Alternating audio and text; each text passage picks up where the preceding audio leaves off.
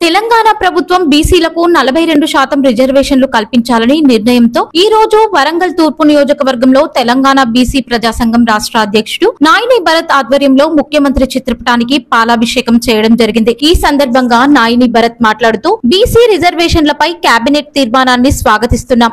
రిజర్వేషన్లు పెంచాలని నిర్ణయించిన రాష్ట్ర ముఖ్యమంత్రి రేవంత్ రెడ్డికి, పీసీసీ చీఫ్ మహేష్ కుమార్ గౌడ్ కి, మంత్రులకు ధన్యవాదాలు। బీసీ బిల్లు ఆమోదించాలని 3 నెలలు ఎదురు చూసిన కేంద్రం బీసీలకు నిరాశే మిగిల్చింది। తప్పని పరిస్థితిలోనే చివరికి రాష్ట్ర ప్రభుత్వం ఆర్డినెన్స్ ద్వారా బీసీ రిజర్వేషన్లు పెంచాలని నిర్ణయించడం అభినందనీయం। న్యాయస్థానాలను అడ్డుపెట్టుకుని బీసీల అవకాశాలను కాలరాస్తే వారి మూలాలను పెకిలించి బీసీ ద్రోహులుగా ప్రకటిస్తాం।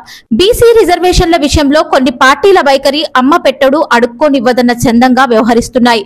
కేబినెట్ తీర్మానం ముమ్మాటికి ఇది బీసీల పోరాట విజయమే అని అన్నారు। ఈ కార్యక్రమంలో తెలంగాణ బీసీ ప్రజా సంఘం రాష్ట్ర కన్వీనర్ బండారి దేవేందర్, మహిళా కన్వీనర్ గుంటి స్వప్న, రాష్ట్ర అధికార ప్రతినిధి చిత్తారి సంజీవ్ కుమార్, రజిత, రాష్ట్ర కార్యదర్శి గుడికందుల వీరేశం, మహిళా జిల్లా అధ్యక్షురాలు తురాయి రజని, జిల్లా కార్యదర్శి కొండహరి, తూర్పు నియోజకవర్గ అధ్యక్షుడు నూనె రవి, తూర్పు నాయకురాలు పద్మ, యూత్ అధ్యక్షులు నాగుల రవి, సాగర్ తదితరులు పాల్గొన్నారు। తెలంగాణ ప్రభుత్వం బీసీల కోసం 47% రిజర్వేషన్ కల్పిస్తానడం హర్షం వ్యక్తం చేస్తూ వరంగల్ తూర్పు నియోజకవర్గంలో తెలంగాణ బీసీ ప్రజా సంఘం ఆధ్వర్యంలో ఈరోజు ప్రభుత్వానికి గౌరవనీయులు ముఖ్యమంత్రి రేవంత్ రెడ్డి గారికి, అదేవిధంగా ఉద్యమ బీసీ నాయకుడు ఆర్ కృష్ణయ్య గారికి, బీసీ మంత్రులకు పాలాభిషేకం చేయడం జరిగింది।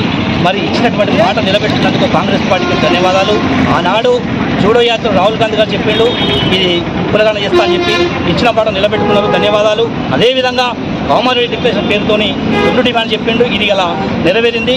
మిగతా పూర్తిగా ఇంప్లిమెంటేషన్ అయ్యే వరకు కూడా కాంగ్రెస్ పార్టీ నిద్రపోకుండా బీసీల వైపు ఉండాలని వాళ్ళు రిక్వెస్ట్ చేస్తూ ఉన్నాం।